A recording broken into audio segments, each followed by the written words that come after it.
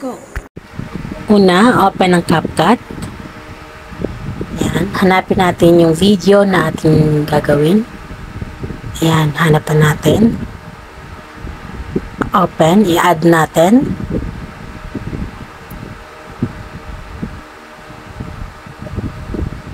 Yan. Pagkatapos, hanapin po natin ang freeze. Yan. Hanapin natin yung freeze. Yung unang picture na yan, ipi-freeze natin yan. So, hanapin natin yung freeze.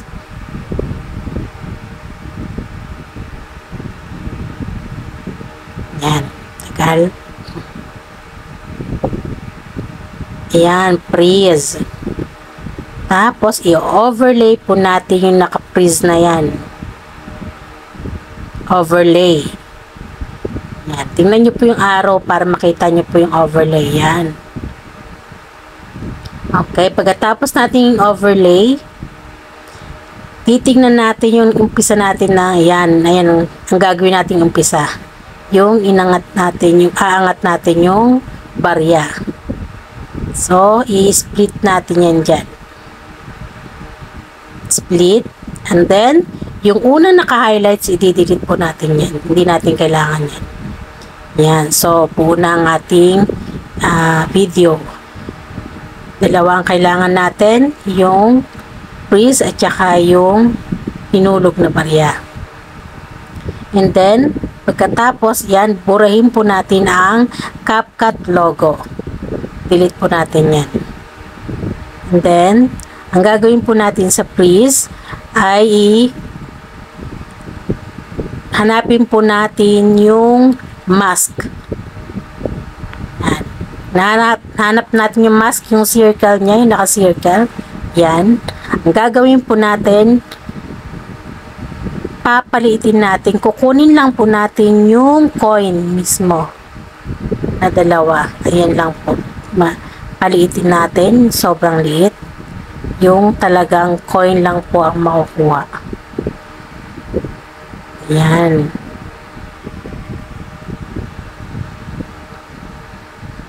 Anuhin po natin yung feather sa 3 or 4. Yan, 3 or 4 lang para adjust natin. Mahirap po mag-adjust pero try po natin yan. 3 or 4. So, ang nilagay ko po 4. So, after na ma-adjust natin ang feather. So, back po tayo. Back. Hanapin po natin yung adjust. Nahanap natin adjust, brightness. I-balance lang po natin kung ano yung balance lang po dun sa kulay ng lamesa. Yan. Okay. So, i-adjust na natin siya. I-adjust natin siya doon sa dulo para timing lang po ang kailangan natin dito.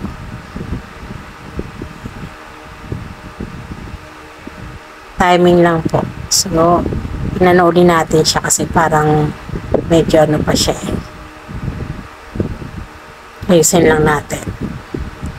Pag naayos nyo po, doon lang din po kayo doon sa sa mask. Kung gusto niyo pong i-adjust yung coin para hindi po masyadong obvious. Yan. So, ulitin po natin. Ita-timing po natin yung coin sa pagbagsak. Yan. So, yan. Timing natin. Timing lang. Yan. O, diba? Okay na siya. O, diba? So, ngayon, ipagpapantay po natin yan doon hanggang dulo. Yan. So, tapos na po tayo. Meron tayo, di ba, magic? Yan. O, di ba, magic? Okay na. So, tapos na tayo dyan. Bago tayo tapos, i-make sure po natin na ang ating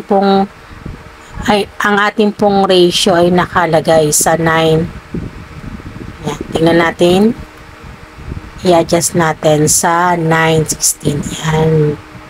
And then, 2K to 4K and 50. Yan po. So, tapos na po tayo. Exporting na. Yan lang po. Don't forget to like, share, and comment. God bless.